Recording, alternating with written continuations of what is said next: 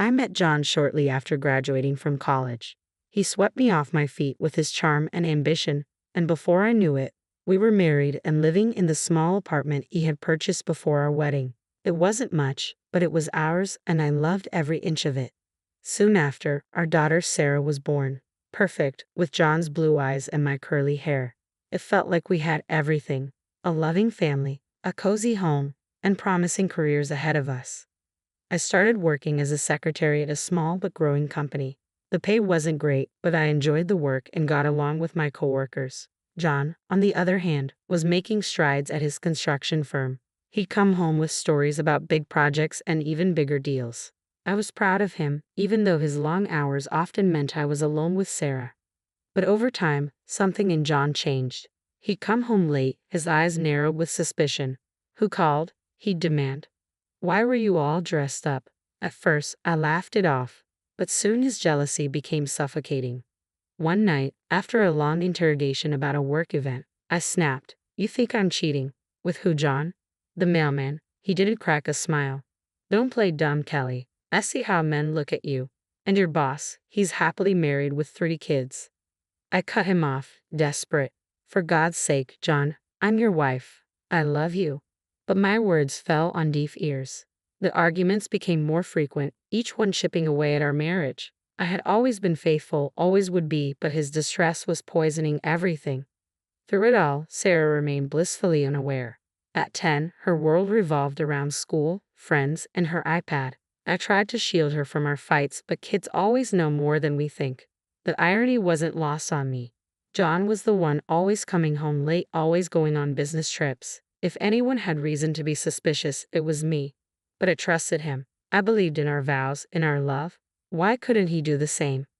One night, after a particularly nasty fight, I found myself lying awake, staring at the ceiling. John's soft snores filled the room, but I felt a million miles away from him. How had we gotten here? When had love turned into suspicion? Trust into accusation? I thought about leaving, about taking Sarah and starting over. But where would we go? What kind of life could I give her on a secretary's salary? And despite everything, I still loved John, the man he used to be, the man I hoped he could be again. Just when I thought things couldn't get more complicated, life threw me another curveball. My mom, the rock I'd always leaned on, had a stroke. It came out of nowhere, leaving us all reeling. Mom had always been healthy, throwing herself into gardening and book clubs after Dad's death. She lived in a gorgeous house in the fancy part of town, courtesy of Dad's life insurance and smart investments. I used to joke that she was living the life of a retired movie star. But that Tuesday morning changed everything. I got the call at work. Mom couldn't speak, couldn't move her left side. I rushed to the hospital, my heart in my throat. The next few weeks were a blur of hospitals, doctors, and terrifying medical jargon. I visited every top clinic in the area, desperate for someone to tell me that Mom would be okay. But the prognosis wasn't good. The stroke had left her bedridden, needing round-the-clock care. I was overwhelmed. How could I take care of Mom, manage my job, look after Sarah, and deal with John's jealousy all at once? It felt like drowning in slow motion. Then, out of the blue, John suggested something. "We should move into your mom's house," he said one night over dinner. I nearly choked on my pasta. "What?" "Think about it, Kelly," he continued, his eyes lighting up. "It's a great house in a fantastic neighborhood. Sarah would have her own room, maybe even a playroom. Your mom needs care, and you'd be right there. Plus, we could rent out this apartment for some extra cash." I had to admit, it made sense. Mom's house was far nicer than our apartment, and the idea of not having to commute to take care of her was appealing. But still, it felt weird. "I don't know, John. It's Mom's house. We can't just barge in," he insisted. "I bet she'd love the company. It's better than a nursing home, right?" He had a point. Mom had always made it clear she didn't want to end up in a nursing home. Maybe this could work. The next day, I brought up the idea with Mom. To my surprise, her face lit up at the suggestion. "Oh, Kelly," she said, her voice weak but excited. "I'd love that. This old house needs some life in it again." And just like that, it was decided. We were moving into Mom's house. As I started packing up our apartment, I couldn't shake the feeling that this was the beginning of something big. But I didn't know if it would be good or bad. John was over the moon about the move. He kept talking about the garden he'd plant, the man cave he'd set up in the basement. Even Sarah seemed excited about having a bigger room. Moving into Mom's house brought a whole new set of challenges. Taking care of a stroke patient was a full-time job, one I wasn't equipped to handle on my own. After a week of sleepless nights and stress-filled days, I hired a nurse to help during the day. Nurse Jenny was a godsend. She arrived every morning at 8 and stayed until 6, taking care of Mom's basic needs. But evenings and nights were all on me. I'd come home from work, exhausted, only to start my second shift as Mom's caretaker. The stroke had affected her speech, leaving her frustrated and often silent. I'd change her diaper, giving her as much dignity as I could. Then came the sponge bath, the massage to keep her muscles from atrophying, the meds, and finally dinner. It was grueling work, both physically and emotionally. Seeing my vibrant, independent mother reduced to this state broke my heart every day. But I did it because I loved her, because she would have done the same for me. What I didn't expect was Sarah's reaction to her grandmother's condition. At 11, I thought she'd be old enough to understand, to help out even. But boy, was I wrong. One evening, as I was heading to Mom's room, I saw Sarah dart past me, her hand clamped firmly over her nose. "Sarah," I called out, "where are you going? Don't you want to say hi to Grandma?" She shook her head violently. "No way. It smells gross in there." I was taken aback. "Sarah, that's not a nice thing to say. Grandma needs our help and support right now." "I don't care," she spat back, her voice full of disdain. "She's disgusting. I'm not going near her." Before I could say anything else, she stormed off to her room, slamming the door behind her. I stood there, stunned and hurt, trying to process what had just happened. Where had my sweet little girl gone?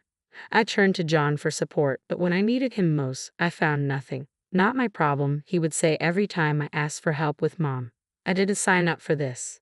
It stung, but I couldn't entirely blame him. None of us had signed up for this life. Still, as I watched him play video games with Sarah or take her out for ice cream while I was elbow deep in adult diapers and medication schedules, I couldn't help but feel resentful. The one silver lining, though, was seeing how close John and Sarah had become. They'd always had a good relationship, but now it seemed even stronger. I'd hear them laughing together in the living room or see them huddled over Sarah's homework at the kitchen table. It warmed my heart, even as it made me feel more isolated. 2 years passed in a blur of bedpans, medications, and stolen moments of sleep. Mom's condition had stabilized, but she still required constant care. I was exhausted, but I had found a rhythm, just barely. Then, on an ordinary Tuesday, everything fell apart. The phone rang while I was changing Mom's sheets. It was Mrs. Peterson, our old neighbor from the apartment complex. "Kelly, dear," she said, her voice laced with concern. "I thought you should know. I've been seeing John around quite a bit with a company of young women, different ones, always very pretty." I thanked her and hung up, my mind reeling. That night, I confronted John. "Oh, those are just potential tenants," he said smoothly, brushing me off and showing them the apartment. I wanted to believe him. I really did. But the seed of doubt had already been planted, and it was growing like a weed. A week later, I found the lipstick stain. It was on the collar of his white shirt, a perfect crimson kiss. My hand shook as I held it up to the light, trying to convince myself it was just a pen mark or a food stain. But deep down, I knew better. I waited until his next business trip to make my move. With trembling hands, I unlocked the door to our old apartment. The sounds coming from the bedroom confirmed my worst fears before I even opened the door. There was John in our bed with a woman I'd never seen before. They scrambled to cover themselves, but the damage was done. "What are you doing here?" John exclaimed, not even having the decency to look ashamed. I couldn't speak. I just stood there, staring at the scene before me, feeling my world crumble around me. "Look, Kelly," he said coldly, "I'm sorry you had to find out this way, but let's be honest. I'm bored. You're always busy with your mom. This is exciting." His words cut deeper than any knife. Without a word, I turned and left, my mind already racing toward what I needed to do next. The divorce proceedings were ugly. John fought me every step of the way. But in the end, we stood before a judge dividing up our life together as if it were nothing more than assets on a balance sheet. Then came the hardest part, custody of Sarah. At 12, Sarah was old enough to have a say, and her choice broke my heart. "I want to live with Dad," she declared, her voice steady. "I don't want to be around Grandma anymore. It's gross and depressing, and Mom's always trying to make me help." The judge nodded sympathetically, taking into account John's higher income, the stability he could provide, and Sarah's clear preference. In the end, John was awarded primary custody. I was devastated, but I tried to focus on what was best for Sarah. John could offer her opportunities I couldn't: private school, dance lessons, summer camps. We agreed on weekends and holidays for me, a schedule that looked neat and tidy on paper but felt like a gaping wound in my heart as I watched Sarah pack her things, excitedly chatting about her new room at Dad's. I felt like I was losing everything. My marriage was over. My daughter was leaving, and I was left with a house that felt more like a hospital than a home. The first few months after the divorce were tough, but I clung to my weekends with Sarah like a lifeline. We'd go to the movies, have ice cream in the park, or just hang out at home. It wasn't perfect, but it was something. Then, slowly, things began to change. Sarah started canceling plans. "I have a sleepover," she'd say. "Dad's taking me to a concert." I tried to be understanding, to be the cool mom who didn't make a fuss, but each cancellation felt like a knife twisting in my gut. Soon, the cancellations became more frequent. Weeks would go by without a visit. My calls went straight to voicemail, and text messages were met with one-word responses, if I got any response at all. One Sunday, after yet another canceled visit, I decided to call Sarah directly. The phone rang once, twice, then went to voicemail. I tried again. This time, a robotic voice informed me that the number I was trying to reach had blocked my calls. My hand shook as I dialed John's number. "What do you want, Kelly?" His voice was cold, annoyed. "John, I can't reach Sarah. She's blocked my number. What's going on?" There was a long pause. "Look, Kelly, Sarah doesn't want to talk to you right now. You need to respect that. She's my daughter. She's also a person with her own feelings," John shot back. "And right now, she doesn't want to be around all that negativity at your place. I mean, the sickness, the sadness. Sarah needs stability. She needs a normal family. She sees Lisa as a mother figure now. She's got a normal life here, 2 parents, no sick relatives, no drama. Why can't you just let her be happy?" I couldn't speak. Tears streamed down my face, and I was thankful John couldn't see me. "Look," he continued, his voice softening slightly, "I know this is hard, but if Sarah doesn't want to see you right now, you need to respect that. Don't force it. It'll only push her away more." I wanted to scream, to argue, to demand my rights as a mother, but a small, rational part of my brain whispered that he might be right. If I pushed too hard, I might lose Sarah forever. I sank to the floor, phone clutched to my chest, and sobbed. My little girl, my Sarah, didn't want me anymore. Someone else was being her mother, kissing her goodnight, helping with homework, sharing the moments I was missing. Mom found me hours later, still on the floor. She'd managed to shuffle over with her walker, her face creased with concern. "Kelly," she said, her voice stronger than it had been in months. "What's wrong, sweetheart?" I looked up at her, this woman who'd been my rock for so long, who I'd been taking care of for years.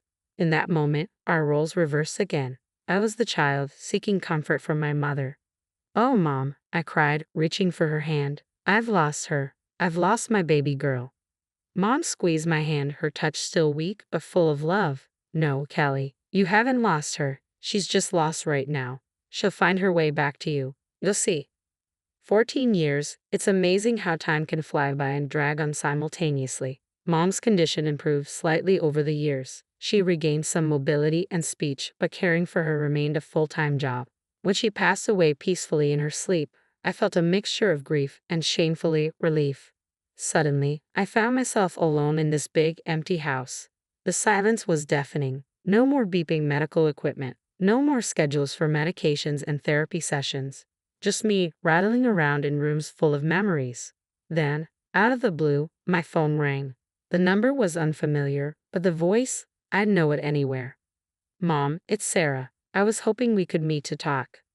We arranged to meet at a cafe downtown. As I waited, my hand shook around my coffee cup. I spotted a young woman entering. It took me a moment to realize it was Sarah. Gone was the gangly preteen I remembered. In her place stood a poised, beautiful young woman. "Hi, Mom," she said, sliding into the seat across from me. We made awkward small talk at first. She filled me in on her life, her job in marketing, her hobbies, her friends. Then she dropped the bombshell. "I'm getting married," she said, pulling an envelope from her purse. "Here's an invitation." My heart swelled with joy. and a tinge of sadness.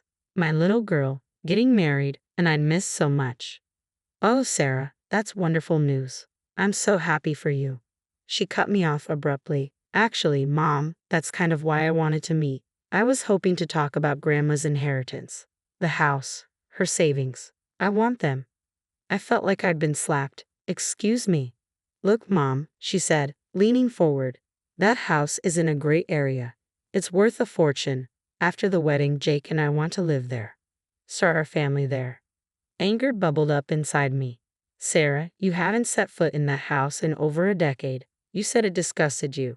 You called it a tomb. She waved her hand dismissively. I was just a kid then. But I've grown up now. Times have changed, and let's face it, I'm Grandma's only grandchild. She would have wanted me to have the house. I could hardly believe what I was hearing. Wanted you to have it, Sarah. You didn't even come to her funeral. You didn't call or write for years. That's ancient history, she snapped. The point is that house should be mine. I deserve a comfortable life. Deserve? I asked, my voice shaking with rage. You didn't lift a finger to help when Grandma was sick. I gave up my life to care for her. And now you think you deserve her house. Sarah's face hardened. Fine, if that's how you want to play it, I'll sue. I'll get what's rightfully mine. She stood up abruptly, snatching the wedding invitation off the table. You know what? Forget it. You're not invited to the wedding. I don't need your negativity there, and I don't need your permission to take what's mine. I sat there, stunned. The daughter I had loved, missed, and longed for all these years was gone. In her place stood a stranger, cold, greedy, and unrecognizable.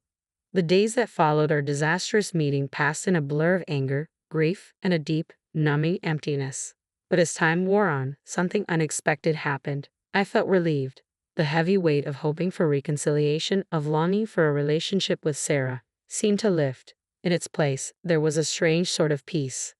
I didn't attend Sarah's wedding. I didn't send a gift or a card. Instead, I spent the day volunteering at a local animal shelter, finding comfort in the unconditional love of abandoned pets who needed care. It felt fitting somehow. Curiosity got the better of me a few days later, and I found myself scrolling through Sarah's social media. There she was, radiant in white, smiling up at her new husband. For a moment, my heart clenched with the pain of what might have been. But then I saw it. A long rambling post about her cruel mother who refused to attend the wedding and withheld her rightful inheritance out of spite. I read it twice, marveling at the sheer audacity of her lies. Part of me wanted to comment, to set the record straight, but what was the point? The people who mattered, my family, those who had seen me care for Mom all those years, knew the truth. As for everyone else, well, their opinions, based on a stranger's social media posts, weren't my concern. A week later, my cousin Jeannie called. Callie, I thought you should know, she said, her voice a mix of anger and concern. Sarah's been talking about suing you for your mom's estate. I sighed, not surprised. Let her try. That's just it, Jeannie continued. Apparently, she talked to a lawyer. He told her she doesn't have a leg to stand on. Your mom left everything to you, clear as day. I chuckled. Of course, Mom had made sure of that. She was always the practical one. Thanks for letting me know, Jeannie, I said.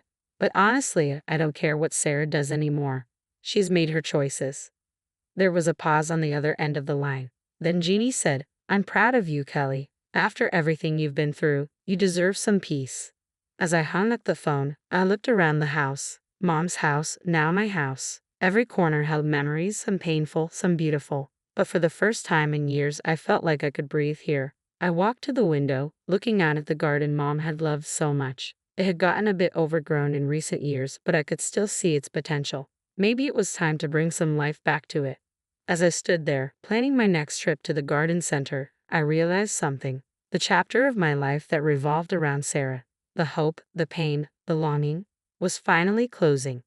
But that didn't mean my story was over. Far from it. The garden was in full bloom when the call came. I had spent the past few months throwing myself into its restoration, finding solace in the simple act of nurturing life. The roses Mom had loved so much were just starting to open, their scent filling the air. As I pruned the bushes, my phone buzzed in my pocket. Unknown number. I almost didn't answer, but something made me press the green button. Hello. Mom. Sarah's voice, thick with tears. Mom, I need your help. I froze, the pruning shears still in my hand. Sarah, What's wrong? I'm pregnant, she sobbed, and we're struggling. Mom, I need money. You have to help me. You can't leave your grandchild without anything. I listened silently as her words became more frantic, more accusatory. You abandoned me, Mom. You never tried to contact me, never fought for me, and now you're going to abandon your grandchild too. Something inside me snapped, not with anger, but with calm, unshakable resolve. Sarah, I said, my voice steady. That's enough. She fell silent, probably shocked that I had interrupted her tirade. I never abandoned you, I said. I sent child support every month without fail. I called, I texted, I emailed. You blocked my number. You chose your stepmother. You made your decisions and I respected them, even when it broke my heart. Mom, no. I'm not finished, I said, cutting her off. You're an adult now, about to be a parent yourself. It's time you took responsibility for your choices and your life. I'm not your bank. I'm not your safety net. And I'm not going to be manipulated by lies and guilt trips. I could hear her breathing heavily on the other end of the line. If you need help, go to your father and stepmother. They're your real family now. Remember, the ones you chose. I took a deep breath. I've made my peace with that. Now you need to make peace with the consequences of your choices. You can't do this, Sarah cried. I'm your daughter. Yes, you are, I said, my voice softening slightly, and I'll always love the little girl you were. But I don't know the woman you've become, and I don't think I want to. I took another deep breath. Goodbye, Sarah. I wish you and your child well. But please, don't contact me again. I ended the call before she could respond. My hand shook slightly as I lowered the phone. For a moment, I stood there in the garden, surrounded by the life I had nurtured, feeling the weight of what had just happened. But then, slowly, I felt a lift. The last ties binding me to a painful past had been cut. The last what-ifs laid to rest. I looked around at the garden, at the house beyond.